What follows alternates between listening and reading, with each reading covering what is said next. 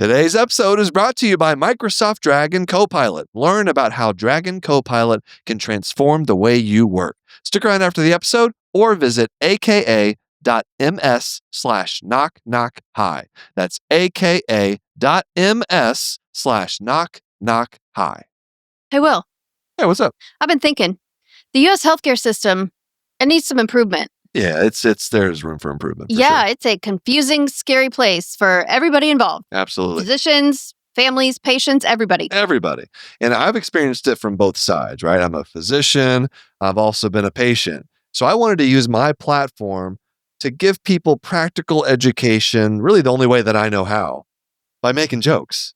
So Dr. Glauc's really fun and super uplifting guide to American healthcare is out, and it's a free resource that includes all my videos from the 30 Days of Healthcare series, alongside deeper explanations, also reliable facts, emphasis on reliable. Yes. All right.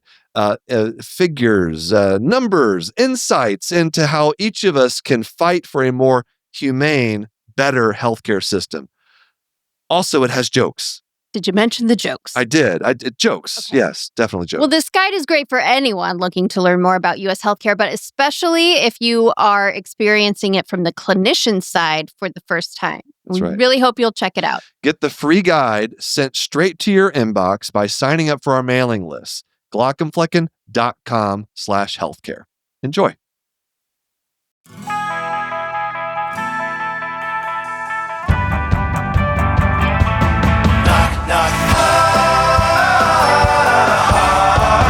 Knock, knock. Hi.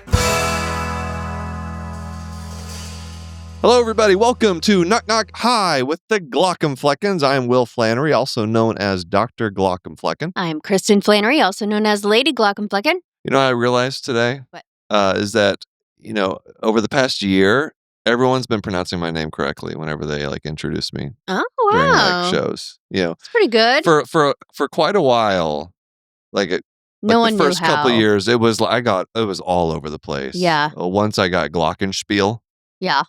which I think is a toy. No, it's a musical instrument. Oh, right. It's okay. Like a legit musical instrument is like a xylophone thing. Isn't it a xylophone thing? Kinda, yeah. All right. You're thinking it's a toy because our children got one that was a toy version. Okay, gotcha. But there's a real. I think so, yeah. It's there's professional Glockenspiel players. Well, now you're out of my area of expertise, so I don't know. I think we should find someone who's an expert in the Glockenspiel Mhm. to do some intro music for something for us. It's not a bad idea. If any of you are well versed and practiced in the Glockenspiel, please let us know. Yeah. Maybe we need to get this message out to Germany or wherever. Probably Germany. I imagine that's probably where the Glockenspiel originated. Probably, I would think so, based on the name. This is probably, if our producers are paying attention, this is probably something that they can look up while we're talking. They probably already are. All right. So, Kristin, what's been going on with you is you just got back. You got the celebrity treatment up in the state of Washington. The celebrity treatment. I saw photos. People were taking selfies. Oh, well, that's true. Yeah. Yeah. I went up for the Washington State Medical Association leadership conference. It was pretty fun. They were a fun group of people. They had a really good sense of humor, and it was high energy, and that's great. It was really cool. And I told them, you guys are the most fun group that I've ever, I think, spoken in front of, with maybe the exception of, the Australians. They're always fun. They're hard to beat. As far as keynotes? Any group. Well, some of those live shows we did at the comedy clubs. Well, okay, sure. That's fine. That's a different category, keynotes, right? Yeah. But keynotes, yeah. What time of day did you speak? It was evening. Okay, that always helps. Yeah, it does, right? It's and definitely... there were some drink tickets being passed around ahead of time. Very nice. There was a reception before, and then I spoke at the dinner. Yeah, so that's good. But yeah, it went really well. And one thing they had there that I thought was really cool because, as a family member of a physician, they have this conference every year, I think, and they invite the families and the children even. And they have, It's a very family friendly Right. time. And so I was very like, I thought that would have been nice, right? To be included and invited to, especially like during training when you had to do things more. That I would have liked that. But Except, apparently, what? well, except that some of the things that you talk about are horrifying. Right. So I did have to have the children leave the room at one point. Was that a weird conversation? Because you talked with the organizers beforehand. They're like, listen, I'm gonna be playing this 911 call Yeah. about that's literally the sounds of my husband dying, Hmm. and me trying to save his life. Yeah. The kids need to leave. Yeah. And they were like, okay. Um, Or were they like shocked by that? I think Like, there whoa. was no place for the children to collect it. Like, there's nobody that's babysitting the Sure, children. yeah, It's they're just just each there. They're just there. individual parent.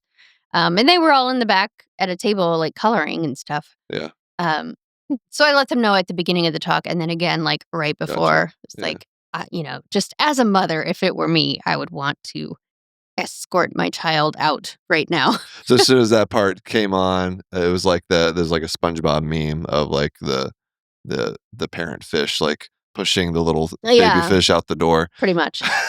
Yeah. Nice. You survived dinner?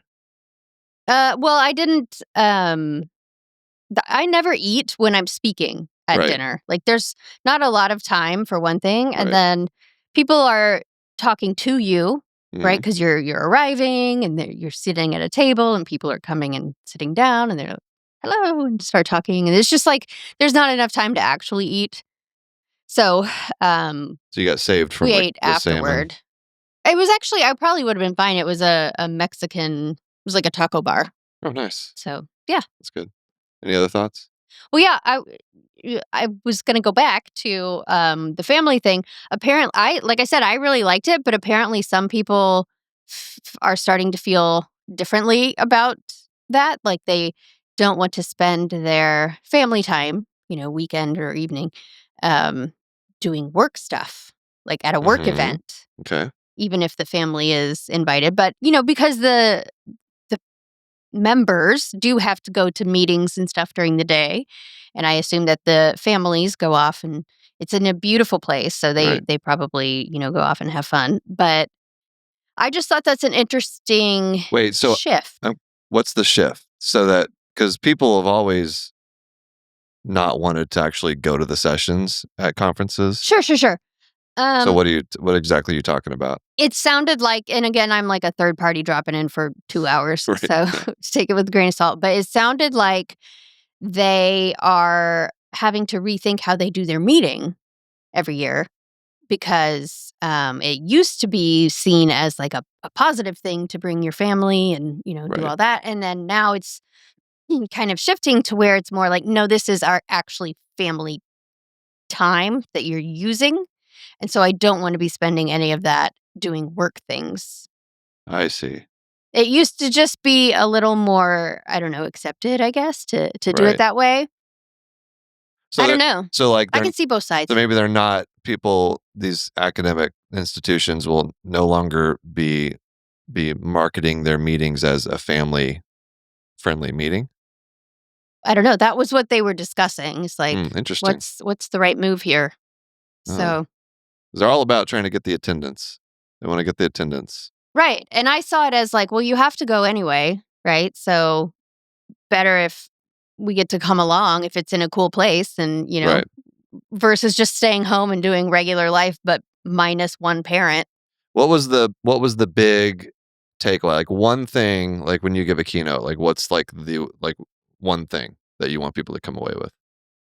Um, I mean, the whole point of the talk is that any medical events, like, big medical events, cancer, cardiac arrest, anything really that is kind of life changing, that also happens to, the people around the patient, the spouses, the children, the family members, friends, Mhm. and that basically that the patient is not an island, right? Like, it's more complex than that. And right now there's nothing in the healthcare system to be able to acknowledge any of that, whether it's during the acute event or even after the patient goes home. If we are ever acknowledged, it's just as the caregiver that can take care of the patient once the patient is no longer in the hospital. And so it's Like you're an still extension like, of the medical team. yeah, and not like a whole person who's actually struggling with this, not to mention has no medical experience. And this is really like intimidating to have to take care of somebody. So yeah, that's the main thing, is just that it doesn't happen to just one person. It happens to everybody that loves that person. Yeah. It's a message that a lot of physicians, don't think in that way. We're Right. not taught to think in that way. Right. Yeah. It's very patient centric, Right. which is good for in certain at Yeah, I mean, I times. want the doctors focused on the medical care of the patient, for Right, sure. Like, right. that is what they are experts in. That is what, but I just think that this system should have something, like there should be a recognition. It shouldn't just be a great big gap in the system. There should be services or something for these people. And at the very least, just to start, like, maybe just acknowledgement of how hard it must be for them, right? Just treat them like a human being who this is happening to. And so that's a point I make is, I'm not saying that you have to provide all the care to everyone that is attached to the patient. I'm just saying, like, before you're a doctor, you are just a human, Mm. and we are just a human. And so, like, in our interactions with each other, just remember the humanity of the situation and be, a human to each other rather than this like clinical Yeah. distance. And I don't know, just be a human. That's really what my talk is all about. Yeah. Hey, don't forget we're all humans. Last question about your talks, because I don't know if I've seen you. I haven't been able to see you just give one of your keynotes Right. just solo by one. yourself, solo one. So you do make fun of me, right? Of course. Okay, all right, good. Yeah. Just making sure. Yeah, you have to start it that way. Can you give me something that what's your Well, go-to so joke? my opener is, I show a picture of you and all your different characters, Yeah. And I say, for those of you that are familiar with us on social media, yes, I am married to Dr. Glauc. And yes, I do accept condolences for that. It's good. I'd certainly approve. Well, that's great. I'm glad you did that. That sounds like a good event. Yeah, it was really good. It was like a bunch of leadership medical people in Washington, Yeah. and that's who it's good to get your message out. Yeah, there were to that group. hospital administrators there, Yeah? and Good. a variety of people, lots of physicians. So it was good. Well, I have some healthcare news. Okay. I thought I'd because typically healthcare news is pretty depressing. Yeah. I have something that's just kind of interesting. Okay.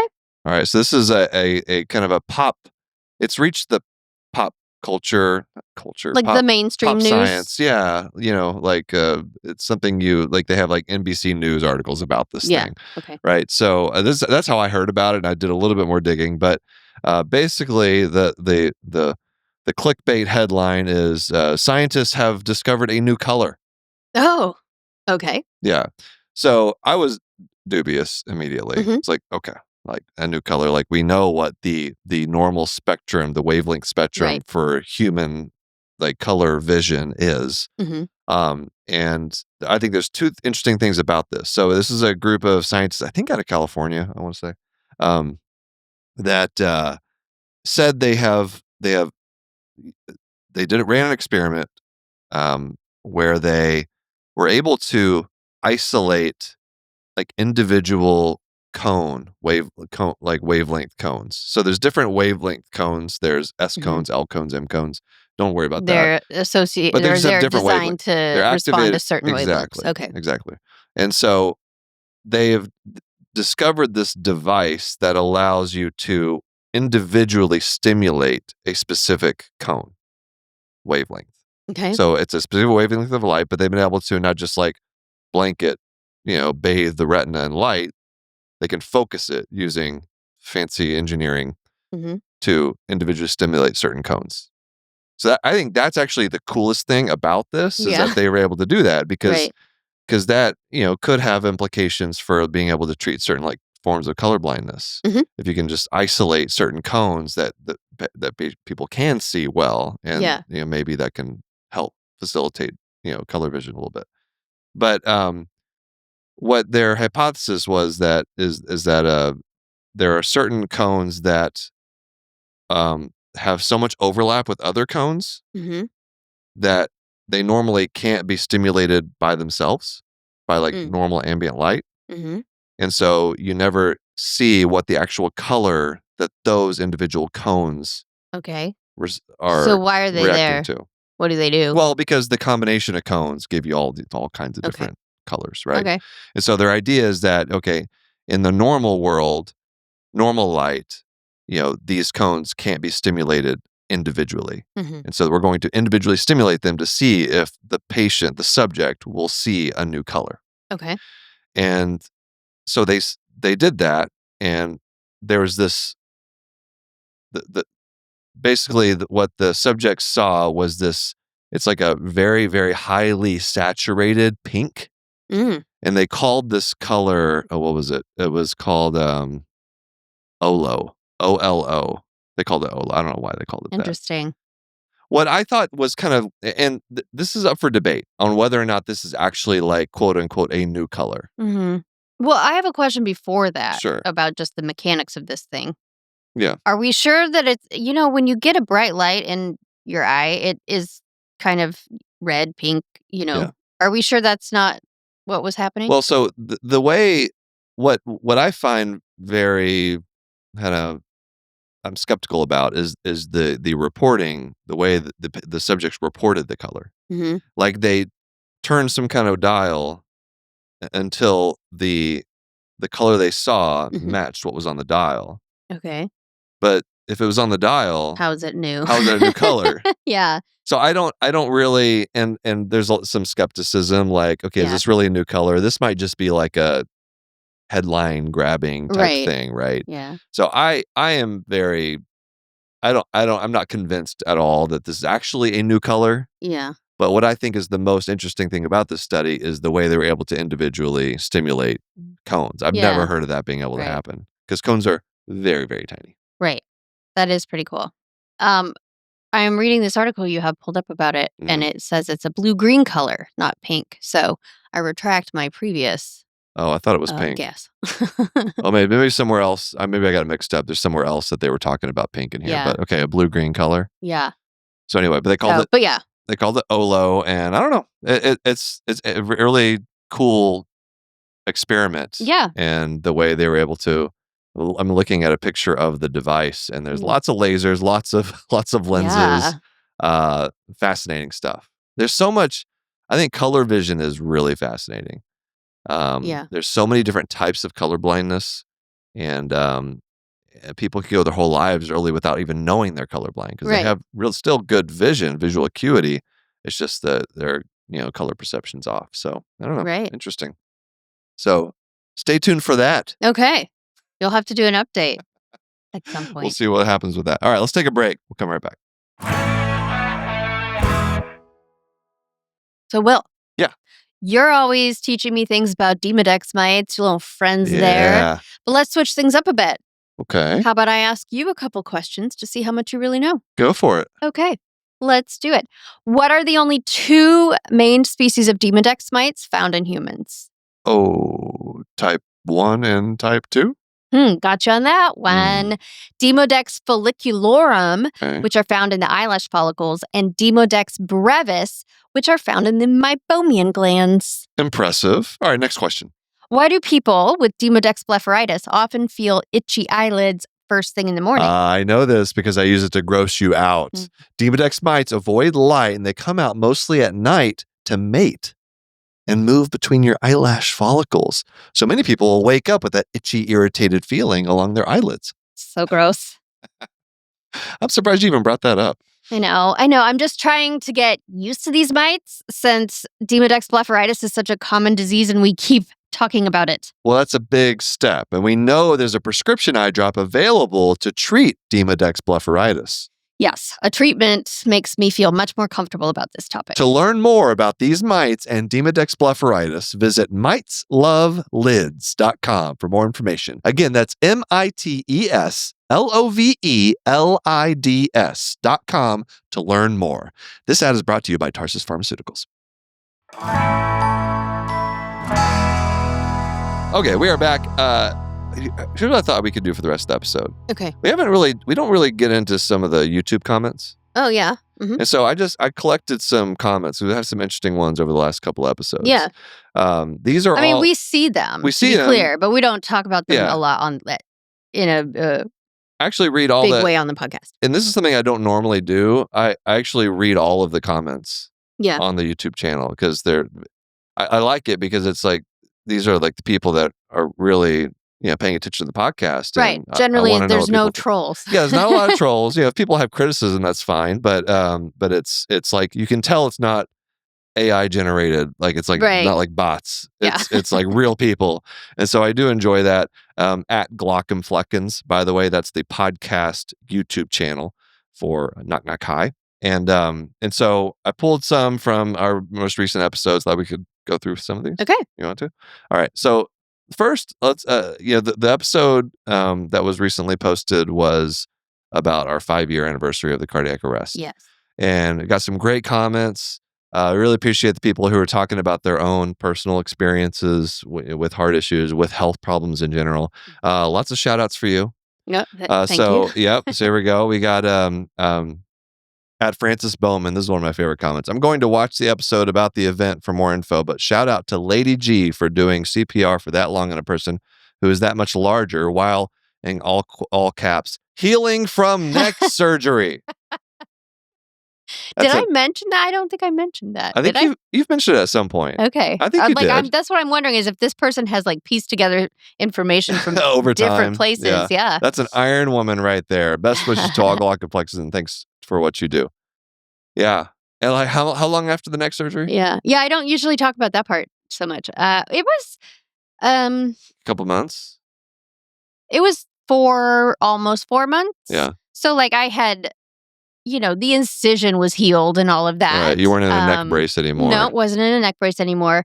But still, I guess I don't know, kind of in the rehab phase, I was going to physical therapy and just kind of making sure things didn't get stiff and stuck there. Right. So, and it still was pretty tender, pretty weak still. That was the first time I had ever seen you under the effects of anesthesia. Did you? Yeah. I don't remember much. Yeah. Because I brought you there and I was waiting for you to come back and then they brought you back in afterwards. You were wearing the neck brace. You're not like a fun, silly. No. You're not like an angry person, but it was like you were stranded in the desert. Was I thirsty? And you were just... You want to water every 5 minutes. You're really? Water. It's just water. Yeah. Yeah. I wonder what that's about. You're just very thirsty. Yeah. I guess so. Surgery makes me thirsty. But that was it. I don't have any other... This surgery is making me thirsty. Yeah. I think I acted out more than you did. Yeah. Well, you're right. You're just giggly and silly when you're under anesthesia. And very concerned with making the nurses do stuff for me, apparently. What do you mean? Didn't you say that I was apologizing to the nurses for one of my surgeries? For asking for things? I don't remember. I mean, maybe. My memory these days is just shot. What is that? I used to have such a good memory. Yeah. I also used to be very punctual, believe it or not. No, you weren't. Yeah, I was. You were never punctual. I will tell you, speaking of anesthesia, I had to have an oral surgery when I was in high school. And I do remember the first thing that I asked as soon as I woke up is, what time is it?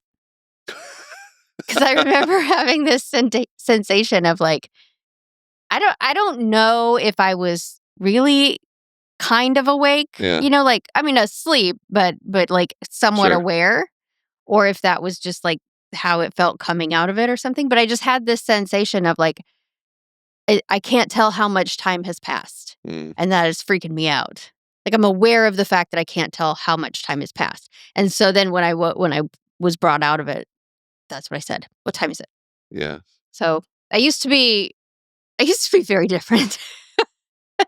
Well, I will say the last couple recording sessions we've had, you have sat down in the chair a solid 3 minutes before the time. Yeah, I'm more on time. I'm early. So you've been doing well. Yeah, maybe thanks, Wellbutrin. Yeah, I was going to say, maybe it's like your anxiety is like being treated better. I used to like... It's not anxiety so much. It's the ADHD. Is it? And then there was some depression happening. So the Wellbutrin covers both of those a bit. Yeah, I used to really scoff at people on social media who would like refer to like things like time blindness, which is like a made up term. Like, I don't know if that's... What do you mean it's a made up term? Well, I mean, everything's a made up term, but like, as far as like I don't think that's like an actual medical like terminology. It might not be medical, but I think it's in the world of psychology. Is it? Have you heard that before? I don't know. So anyway, until I realized like you have time blindness. Yeah. Quite often. Now I do. I didn't used to.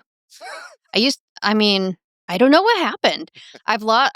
Listen, I was the person that everyone would ask, what is this number? Or, just different questions about, that would require a memory. And I was the go-to person when someone couldn't remember something. Like, I don't know what happened. Yeah. I can't even remember yesterday. It's like your hippocampus is just I don't know Swiss what cheese. happened. Yeah. Get you in some kind I don't know if it's just like there's too much stuff in there now. It just became full. And then I don't know. That's a known... I don't have a way to flush it out. A known medical phenomenon. Yeah, full brain. Full brain. Yeah. It's just, you're done. Yep, that's it. That's all I got. I need like an upgrade to my hardware, but I don't think they make that yet. A secondary brain, second thing you can whenever your first brain fills up. It's just an external hard drive that you can dump your first brain into. That's how I felt immediately after I finished my oral boards. The last major test I ever had to take. I was like, my brain's full. Right. Like, I'm done with putting stuff in it. It is a thing. I'm not saying it's a medical thing, but like it's a sensation that people experience of just like, I can't take in any more information. Yeah. For me, fortunately, I was able to get rid of all the like basic medical, like immediately, just the internal medicine, anything that featuring an organ you can't directly look at, is gone for me. So yeah. You only have the memory capacity now to remember an organ that's... how big is it? There's a remarkable amount of stuff in that 23 millimeter organ. Well, that's true. I'm just saying. All right. All right. So some more comments about our 5-year anniversary. Here, a couple questions about defibrillators. If someone's just listening to this episode and they didn't listen to the other episode, they're going to be so confused. So just so you know. So 5 years ago, it's not a wedding anniversary or something. 5 years ago, it's not a great anniversary. No. I guess it's the anniversary of me surviving a cardiac arrest. So in that respect, it's good. Yeah. But it's a very traumatic experience for all involved. The 5 years. So it's been 5 years since that event. I had a cardiac arrest. Kristin did 10 minutes chest compressions. A whole bunch of other stuff happened. Blah blah blah. I'm here. And then whenever you have an out-of-hospital cardiac arrest, you get a defibrillator. Now, there's different... I don't think I've ever talked about this. There's like different types of defibrillators you can get. The classic defibrillator is one where the leads will... It's kind of right underneath your pec, like in your chest, the box. And then you have a lead that goes kind of directly into your aorta, basically, or one of the major arteries that come off of the heart. So it's like right there, like in your heart. Now, whenever I think some of the criteria for this, for having the different type of one is you have to be like a young person, and you have to have had a certain type of cardiac arrest. I want to say, like mine I had ventricular fibrillation.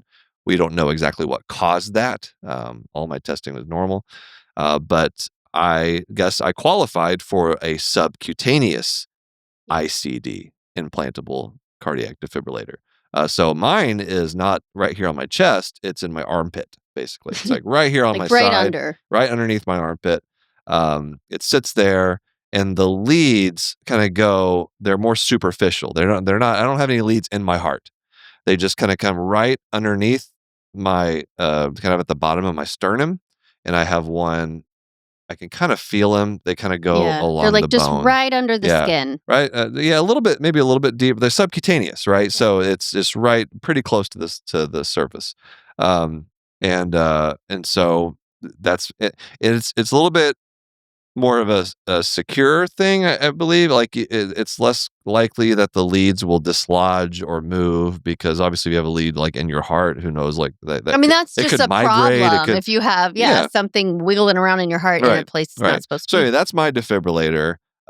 And knock on wood, it's never gone off. But I had a couple questions from some listeners. So at 6Fiona6P6 said, thank you for sharing this extremely terrifying event that happened and all the roller coaster experiences, emotions, and memories surrounding the cardiac arrest. One question about the implantable defibrillator. When you're in a quiet room or are in bed at night, does the defibrillator make any audible noises That is a good or question. sounds? No, it is totally silent. I'm pretty sure that would drive you absolutely insane Yeah. to have to That'd be hear my defibrillator. maybe a separate bed situation. Because it's not, it's just there. It's got a battery charge to it, and it only activates if I have some kind of a malignant arrhythmia, Right. if my heart's not beating like it should, as opposed Then to it might make noise. Who knows? yeah, and I hope I never find out. Yeah. I do hear that the defibrillator firing is like a horse kicking you in the chest. Sounds really painful. So I don't want that No. to happen because horses are strong. Yeah. Baby horse, maybe that'd be better. Still But still bad. probably pretty bad. Yeah. You know, like a little Sebastian situation would be probably better than a Sebastian. secretariat. That was an unexpected reference. But as long as it works, like that's what matters. But no, it does not make any. It's silent, as opposed to like a pacemaker. Do those make noise? So I don't know if Is it like you've got a metronome? Yeah, I don't know if I've heard specifically. You can hear it whenever you listen to the heart. Like with the stethoscope? Yeah. One thing I have heard, like in a really quiet room, is artificial valves. Oh. Sometimes, like the Weird. mechanical valves, they can be quite loud, and you can sometimes like hear them Yeah. like every like the heartbeat. You know, it's not really loud, but I feel like certain ones I've heard, like just listening really intently in a Right. quiet room. So anyway, Interesting. yeah. I wonder, I mean, you must just get used to it. Not the if you kind of have white it. noise that you want. No. Although, because you sleep with a Oh, I jet love engine some white right now. noise. Oh my God, you guys, Yeah. this white noise machine that Kristin uses. It's not a white noise machine. It's an air purifier. So I think that's why it's so much louder. It is insanely. I honestly feel like I need to wear it. Like it might be damaging your hearing over time. Mm-mm. Like whenever, so we have a TV in our room. If that thing is on and the TV, you cannot hear the TV because that thing is so loud. I don't know how you sleep. Can hear the TV. You might just not be able to make out all the words they're saying, but it's not like it's louder than the volume of the I'm TV. just amazed by I call it your jet engine. I've got I don't, the mama hearing thing is like, it's a real thing. If there's any noise that gets to me, I will wake up. So I have to have something that just is a constant sound that is just, it's not going to change. Yeah. And it's loud enough that it covers the little house noises that happen at night and stuff like that. So unfortunately, now I am so accustomed to it. No, you can't sleep without it. Now I have trouble when I go to a hotel room. Oh no. I have trouble sleeping without something like that. Yeah. They make apps. Yeah, I know. I have them. They're not as good. They're not as good. See, you like it. You're giving me a hard time. Yeah, but it's your fault. You conditioned me to have to use it to sleep. All right. Another question from @JMVH70C says, curious if your defibrillator has gone off in the 5 years you've had it. So I just answered that. Nope, it has not. And Hopefully never. I don't like worry about it. I think at first I was like anticipating that it would go, like I was like thinking about it a lot more. Right. I don't even think about it. I forget it's there. The only time I remember that the defibrillator is even there is when I'm wrestling with our youngest daughter and she accidentally kicks me right in the defibrillator. That Sounds which awful. Sucks. That does not feel good. What does it feel like? Like it just hits your ribs? Yeah, or? it's just like a rib shot, and it, it's more concerning that like it would just disrupt some of the leads in there. But anyway. Speaking of which, don't you need to schedule a cardiology appointment? I think you're overdue. Yeah. Let's go on. Mm-hmm. So doctors are the worst patients, you guys. Ugh. All right, let's take a quick break and we'll come back. I have a couple other topics to discuss. Hey, Kristin. Yeah. Why did we not get life insurance sooner? I don't know, but it's a decision I regret. What was I like? Did I think I was going to live forever? Apparently, I think we just didn't really know about it. Didn't think about it. It's never too early to get life insurance. That is true. That's something I've learned. And let me tell you about Pearson Rabbits. Tell me. Because this is great for physicians. This is a physician-focused, physician-founded company by Dr. Stephanie Pearson, former OBGYN, and Scott Rabbits, an insurance expert. They understand the unique needs and offer support built specifically for physicians. Yeah, pretty cool. It really is. They have years of experience serving physicians, and they help guide you through the process of ensuring your family's future is safe and secure. That's so important. To find out more, go to www.pearsonravitz.com/knock-knock. Again, that's PearsonRavitz.com/knock-knock to get more information on life insurance for physicians that you can trust. All right, another topic that we discussed on a prior episode was which characters should join OnlyFans. Yes. And we got some great responses. All right, so at Old Man Yells at a Cloud Loudly. Great name. Yes. Oh, this is easy. Pathologist wins by a mile. Oh, interesting. OnlyFans has an obviously unaddressed market segment for inanimate objects. Oh. Okay. Old Man Yells at Cloud Loudly is very well versed in what is underrepresented on OnlyFans. Seems to be. And as a bonus and cash saver, you could convince Lady G to voice Tabitha's reactions from off camera. No, you can't. You don't have to be on camera. Nope. Just you're providing the voice of the OnlyFans version of Tabitha. No, thank you. As she takes Hard pass. She takes out her slide. Okay. Adjusts the all right, stop fine it. Focus. Stop it. This is disturbing. Can move that stage up and down. You know how many objectives there are on Tabitha? Maybe you should voice Tabitha. All right, so I had some votes for Tabitha. Really votes for the pathologist, but mostly I think for Tabitha. A lot of people wanted Jonathan. Yep, of course. They're like where do I send my money for a Jonathan OnlyFans? I'm not sure what people are expecting.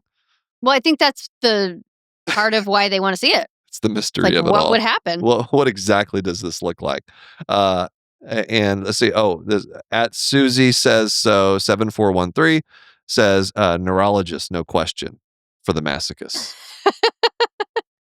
Perhaps also an unaddressed market segment. Yeah, neurologist, good. Another person said I don't have their comment up here, but someone said the nephrologist with the salt containers.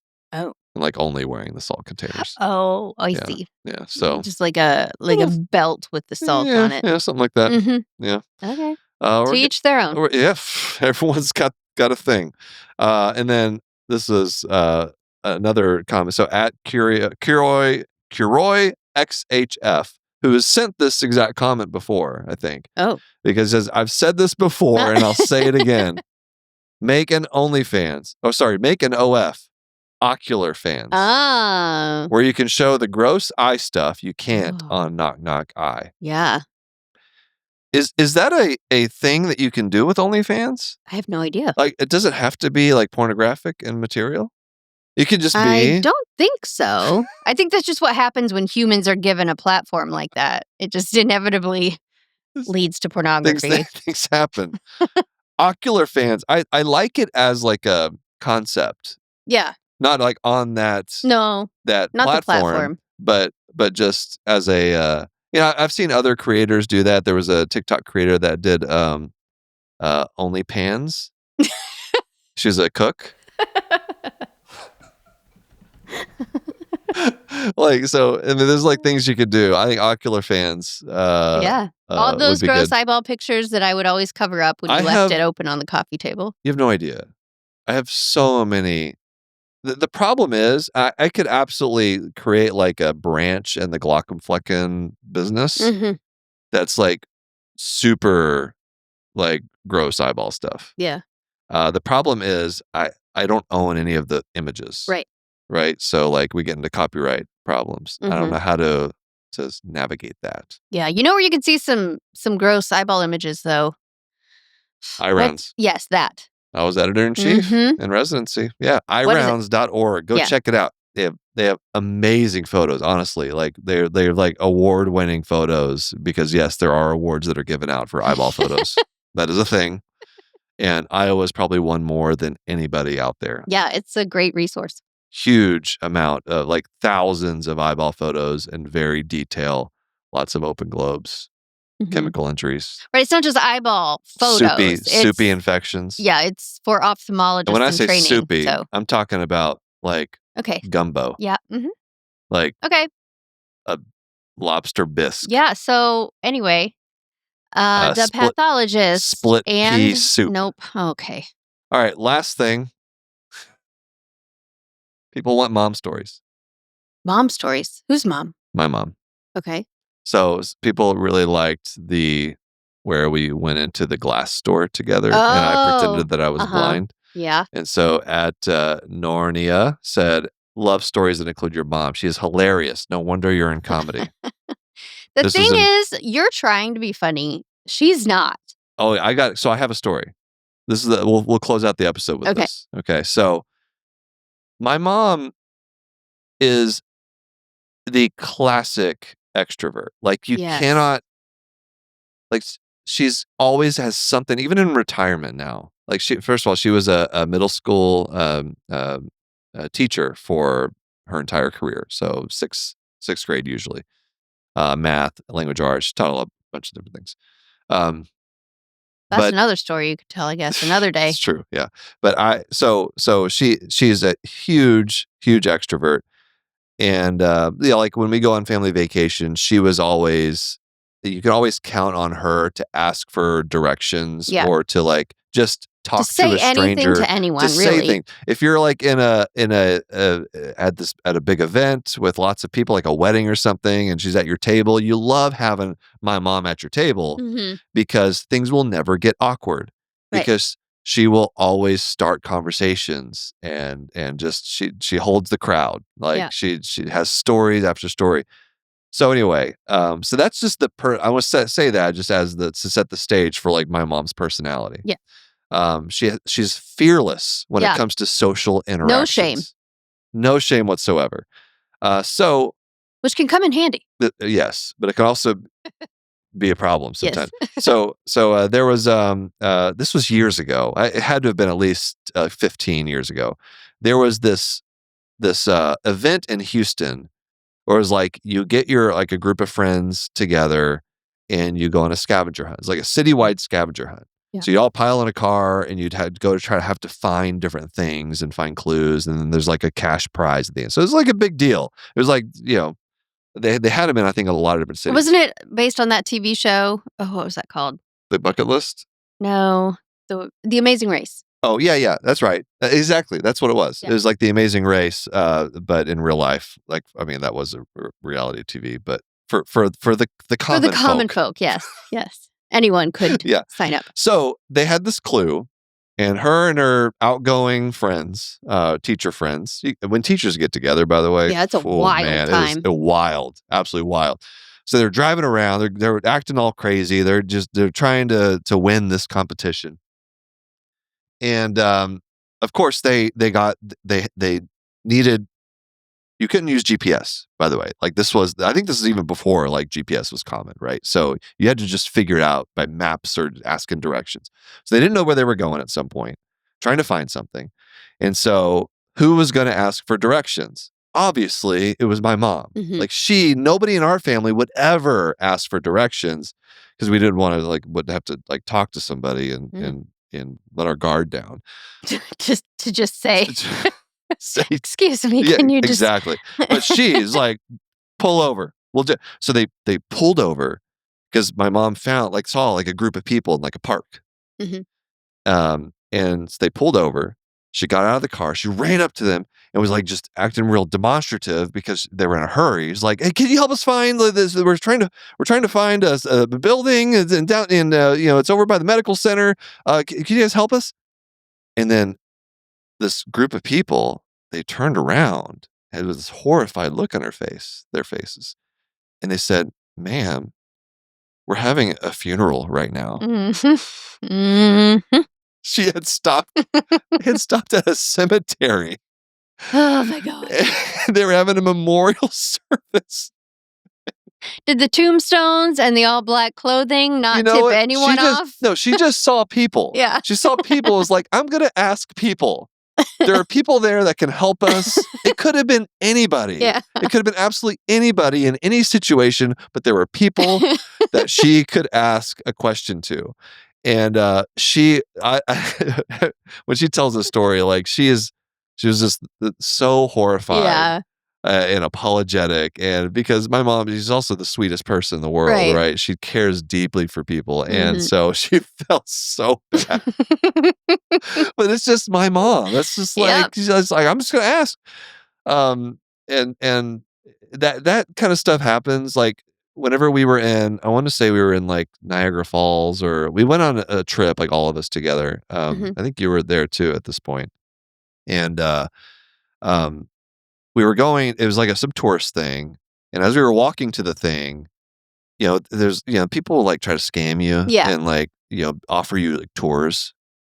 Right. And so we were walking to this thing, and some scammer guy just was asking everybody, asked our group, "Hey, you guys, I can show you around here." And my mom's like, "Oh yeah, we'd love to know. We'd love to hear from you." And that kind of thing. She could very easily, I think, fall for scams. I gotta watch her as she's getting older. Be careful. Make sure that she doesn't, she assumes the best. Right. Everybody's got the best intentions, I think, at times. So anyway, that's just who she is. So anyway, that's my mom's story. There's so many. Oh, there are so many. So that's our episode for today. Let me know if you guys want to hear more Ma Glaucomflecken stuff, because I got lots of things. Thank you all for listening. You can reach out to us, knockknockhi@human-content.com. There's lots of ways you can reach out to us. Email us, knockknockhi@human-content.com. Visit us on our social media platforms. You can hang out with us and the Human Content Podcast family on Instagram and TikTok @HumanContentPods. Thank you to all the listeners leaving feedback and reviews. So here's another comment from YouTube. @AllisonDavidOW1721 on YouTube said, "I will heretofore be referring to implantable defibrillators as Schockenflecken," like That's Kristin right. said. Yes. That is one of the best. Yeah, that's what I call it. It's Dr. Schockenflecken. That's my Schockenflecken. Yeah. Video episodes are up every week on our YouTube channel @Glaucomflecken, so you can see what we look at. Kristin always looks so much better than me. I saw myself. I don't usually watch the YouTube videos of us. I look haggard often. Why did you not tell me? What do I do? Is this just me now? Is this my face? You still love me, right? I feel like there's no right thing I can say right now. We also have a Patreon. Cool episodes or cool episodes. They're all cool episodes. Cool perks like bonus episodes, react to medical shows and movies, hang out with other members of the community, early ad-free episode access, interactive Q&A live stream events, much more. Patreon.com/Glaucomflecken or go to Glaucomflecken.com. Check out our website, by the way, folks. We got lots of cool stuff on there. A lot of resources. You can do a lot of learning. You can read about my characters. I don't know. Some laughing? Yeah. Speaking of Patreon community perks, new member shout out to Roy. Hi, Roy. Thanks for joining. And shout out to all the Jonathans as usual. Patrick, Lucia C, Edward K, Marion W, Mr. Grandetti, Caitlin C, Brianna L, MP Cole, Mary H, Keith G, Parker, Muhammad L, David H, Kaylee A, Gabe, Gary M, Eric B, Marlene S, Scott M, Kelsey M, Dr. Hoover, Sean M, Ryan S, Hawkeye MD, Bubbly Salt, and Johnny D.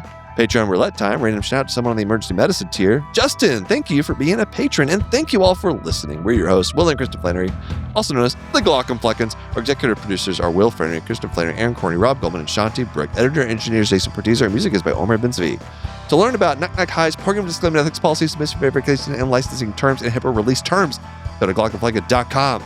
Reach out to us, knockknockhigh@human-content.com, with any questions you have, concerns, or fun medical puns, or stories like those. Knock Knock High is a human content production.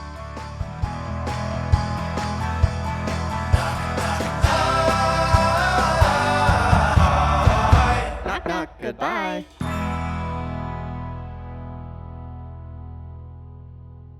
Hey, Kristin. Yeah. Am I a good multitasker? Sure. I don't believe you. Oh. That was not very convincing. No? That's okay. I fully admit I'm not the best at it. And the problem is physicians have to do a lot of multitasking. Yeah, that is a problem. Like I'm sitting there, I talk to the patient, I hear all the things, synthesize all the information, come up with a diagnosis, sometimes order medications, Right. and then maybe that has an interaction with a different medication. You That's got to right. like figure that out. You know what can help though? What?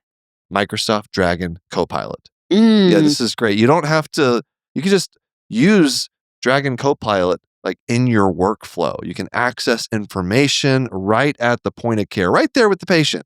And like if I wanted to look up a code, a diagnostic code for the encounter, I can use Dragon Copilot. Right. I can look up drug interactions. There's an endless number of applications that you can use Dragon Copilot for. That's true. Very true. I think it's good for you as a patient too. Yeah, I mean, Because it's streamlined. it's and streamlined. and you get accurate information Right. more quickly. Yes, exactly. It's You're the taking the words right out of my mouth. To learn more about Microsoft Dragon Copilot, visit aka.ms/knockknockhigh. Again, that's aka.ms/knockknockhigh. Thanks for watching the episode. You can find more on that playlist over there. If you prefer to listen or you just had your eyes dilated, you can binge full episodes wherever you get your podcasts, or join the party over on Patreon, where you get early access episodes, hang out with us, get lots of exclusive bonus content. Help you subscribe, leave a comment below. Let us know what you think.